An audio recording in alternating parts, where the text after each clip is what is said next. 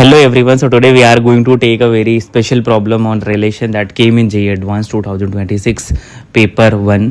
उन्होंने एक आपको सेट दिया, उसके अंदर 10 एलिमेंट हैं और उस सेट पे आपको एक इक्विवेलेंस रिलेशन बनाना है जिसके अंदर एग्जैक्टली 42 ऑर्डर पेयर आने चाहिए। तो बच्चे इक्विवेलेंस रिलेशन का सीधा सीधा मतलब है कि that should be reflexive, that should be symmetric as well as transitive. Means हर एलिमेंट का खुद से कनेक्शन तो होगा ही होगा। तो 1 1 2 2 3 3 से लेके 10 10 तक कि ये 10 ऑर्डर्ड पेयर तो गारंटीड आएंगे। आपको 32 ऑर्डर्ड पेयर और जोड़ने हैं और आपको ये सोचना है कि आप ये काम कितनी तरीके से कर सकते हो। जितनी तरीके से करोगे उतने number of equivalence relation of course बन जाएंगे कंटेनिंग 42 ऑर्डर्ड पेयर, राइट। इस चीज़ को समझने के लिए मैंने बहुत ही एक छोटा सा एग्जांपल लिया है, एक छोटा सा सेट लिया है जिसके अंदर 5 ही एलिमेंट है और उसी सेट पे मैंने एक इक्विवेलेंस रिलेशन लिख दिया है। तो यहाँ पे कुछ चीज़ें मैं डिफाइन करने वाला हूँ, आपको बहुत ध्यान से समझना है कि हर एक एलिमेंट का इक्विवेलेंस क्लास डिफाइन करने वाला हूँ। जैसे मैंने अगर बच्चे लिखा यहाँ पे कि 1 का equivalence class means I am asking कि 1 किस किस एलिमेंट से जुड़ा हुआ है। तो 1 जुड़ा हुआ है इस 1 से तो 1 आ गया, 1 जुड़ा हुआ है इस 2 से तो ये 2 आ गया, 1 जुड़ा हुआ है इस 3 से तो ये 3 आ गया। ऐसे ही 2 किस किस से जुड़ा हुआ है बच्चे, 2 जुड़ा हुआ है इस 2 से, 2 जुड़ा हुआ है इस 3 से। अभी देखते हैं क्या फायदा होता है। 2 जुड़ा हुआ है इस 1 से, दैट्स इट, है ना। तो 2 का इक्विवेलेंस क्लास ही आ जाएगा। ऐसे ही 3 का इक्विवेलेंस क्लास क्या आ जाएगा। 3 किस किस से जुड़ा हुआ है, 3 जुड़ा हुआ है इस 3 से, 3 जुड़ा हुआ है इस 2 से और 3 जुड़ा हुआ है इस 1 से, ठीक है। ऐसे ही 4 का जल्दी से देख लेते हैं कि 4 जुड़ा हुआ है इस 4 से एंड दैट्स इट। 5 जो जुड़ा हुआ है बच्चे that is from 5 and that is, ठीक है। तो अब देखने वाली बात यही है कि ये तीनों बिल्कुल सेम है ना। मतलब अगर मैं इन सबको यूनाइट करूं, इन सारे इक्विवेलेंस क्लास से जो सेट हैं उसको यूनाइट करूं तो मेरे को मिलेगा 1 2 3, मेरे को मिलेगा एक 4 और एक 5। तो यार बात समझ में ये आई कि कहीं ना कहीं ओरिजिनल सेट का पार्टीशन हुआ है, ठीक है। और पार्टीशन ऐसा हुआ है कि अगर सारे पार्टीशन 1, पार्टीशन 2, पार्टीशन 3 को यूनाइट करें तो आपका ओरिजिनल सेट आ जाना चाहिए। सेकंड चीज देखो कि पार्टीशंस में कुछ भी इंटरसेक्शन लो तो कुछ भी कॉमन नहीं है ना। मतलब P1 इंटरसेक्शन P2 लो, मतलब किसी भी 3 सेट में कुछ भी कॉमन नहीं आना चाहिए। इस तरीके से आपको पार्टीशन करना है। अब बात करते हैं कि इसका उल्टा प्रोसेस यार, पार्टीशन से क्या मैं इक्विवेलेंस रिलेशन, क्या मैं ये सेम इक्विवेलेंस रिलेशन दोबारा प्राप्त कर सकता हूँ क्या इस पार्टीशन से, है ना। तो बहुत ध्यान से देखिए बेटा, अगर मैं P1 को उसी के सेट से क्रॉस ले लूं तो बेटा कितने ऑर्डर्ड पेयर आएंगे, टोटल 9 ऑर्डर्ड पेयर आएंगे। अगर मैं P2 को उसी से क्रॉस ले लूं तो 1 क्रॉस 1 ऑर्डर्ड पेयर आएगा जो कि 4,4 ही होगा। और फिर से अगर मैं P3 को P3 से ही क्रॉस ले लूं तो वापस एक ऑर्डर्ड पेयर आएगा। तो 9 और एक 10 और एक 11, ध्यान से देखो ये 11 ही ऑर्डर्ड पेयर लिखे हुए हैं। 1 2 3 4 5 6 7 8 9 10 11, राइट।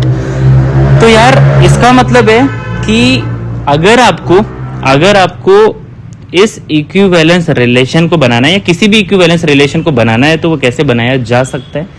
आप ओरिजिनल सेट के पार्टीशन कर लो और हर एक पार्टीशन का उसी से क्रॉस कर दो, ठीक है। तो जितने भी ऑर्डर्ड पेयर आएंगे उन सबको उठा के रख दो, गारंटीड जो भी इक्विवेलेंस रिलेशन बनेगा वो इक्विवेलेंस रिलेशन होगा, ठीक बात है। तो सेम काम अपन यहाँ पे करने वाले हैं बच्चे। आपको क्या दिया हुआ था, आपको दिया हुआ था 10 एलिमेंट। मैंने कहा कि मैं पार्टीशन करता हूं P1 नाम का, मैं पार्टीशन करता हूं P2 नाम का, ऐसे ऐसे करके मैं पार्टीशन करता हूं PK टाइप का, ठीक है। और इसमें कितने एलिमेंट है, A1 एलिमेंट है, इसमें A2 एलिमेंट है और इसमें AK एलिमेंट है। तो बात समझो यार कि अगर मैं A1 एलिमेंट A1 A2 से लेके AK को जोड़ दूं तो सारे के सारे 10 के 10 एलिमेंट यूटिलाइज हो जाने चाहिए, है ना।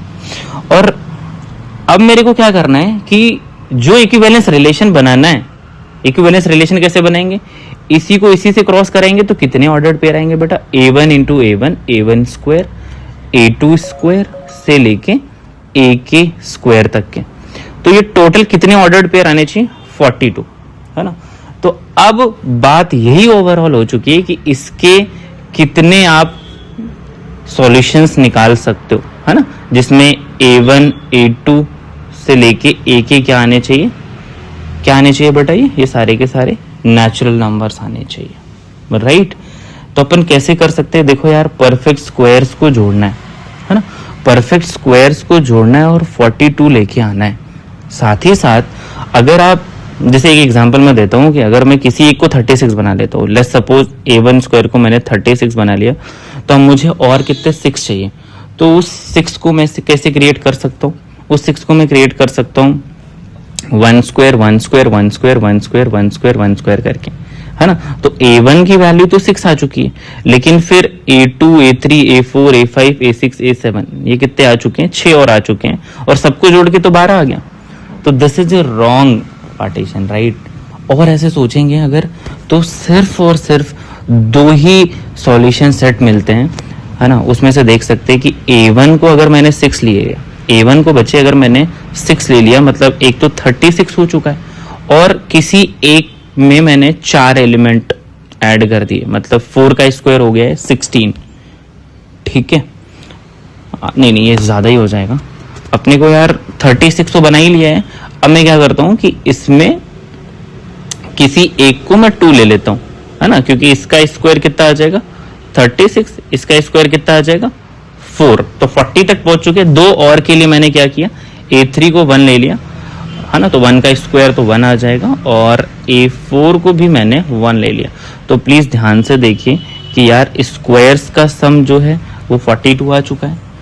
और पार्टीशन किस तरीके से हुई है कि किसी एक में 6 एलिमेंट, 2 एलिमेंट, 1 एलिमेंट, 1 एलिमेंट, इन सबको भी जोड़ के, मतलब a1 a2 a3 a4 जोड़ के 10 आ भी रहा है। ऐसे एक और सॉल्यूशन सेट बनाया जा सकता है कि भाई 6 का स्क्वायर 36 हो गया, तो अब 36 से तो यही बन रहा है ना। उसके बाद अपन थोड़ा सा और लोअर साइड आते हैं, a1 की वैल्यू मैंने 5 ले ली, तो टोटल बेटा अपन 25 पे पहुंचे। अब 25 पे पहुंचे तो अब 1 से बाकियों को नहीं चला सकते, वरना सब कुछ जोड़ के 10 से बहुत ज्यादा आ जाएगा। तो अपन क्या करेंगे, अपन एक बार a2 को 4 ले लेते हैं डायरेक्टली, है ना, तो आ गया 16, और 16 एंड 25 आ चुका है 41। एक और की जरूरत है, तो a3 को 1 ले लिया, तो यहाँ से 1 आ गया। ध्यान से देख सकते हैं कि इन सबको जोड़ के 42 आ रहा है, और इन सबको जोड़ के 10 आ रहे हैं। तो this is also a valid partition, these 2 are the only valid partition. इसके अलावा कुछ भी करेंगे तो आप स्क्वायर्स को जोड़ के 42 तो बना लेंगे, लेकिन जब सारे a1 a2 a3 को जोड़ेंगे तो आप 10 नहीं बना पाएंगे। इट मीन्स कि अब सवाल आता है कि बेटा कितने इक्विवेलेंस रिलेशन टोटल बने, टोटल कितने इक्विवेलेंस रिलेशन बने, जितनी तरीके से आप ये पार्टीशन कर सकते हो। तो बेटा केस 1 केस 2 के वेज को काउंट करना है। अगर मैं केस 1 को काउंट करूं तो सीधी बात है, डिवीजन का सवाल हो गया बच्चे, कि आपके पास 10 डिफरेंट एलिमेंट थे, आपको पार्टीशन कैसे कैसे का करना है। किसी एक सेट में 6 एलिमेंट आने चाहिए, किसी एक सेट में 2, किसी एक में 1, किसी एक में 1। This you can do in 10 factorial upon 6 factorial 2 factorial 1 factorial square into 2 factorial veg, right.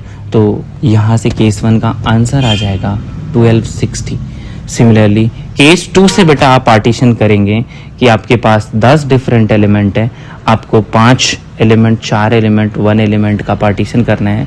This you can do in 10 factorial upon 5 factorial 4 factorial 1 factorial veg, that will be 1260 again. So total जो answer आएगा वो 2520 equivalence relations आप बना सकते हैं, जिसके अंदर 42 ordered pair exactly आएंगे, है ना। इन दोनों को जोड़ के आया है 2520।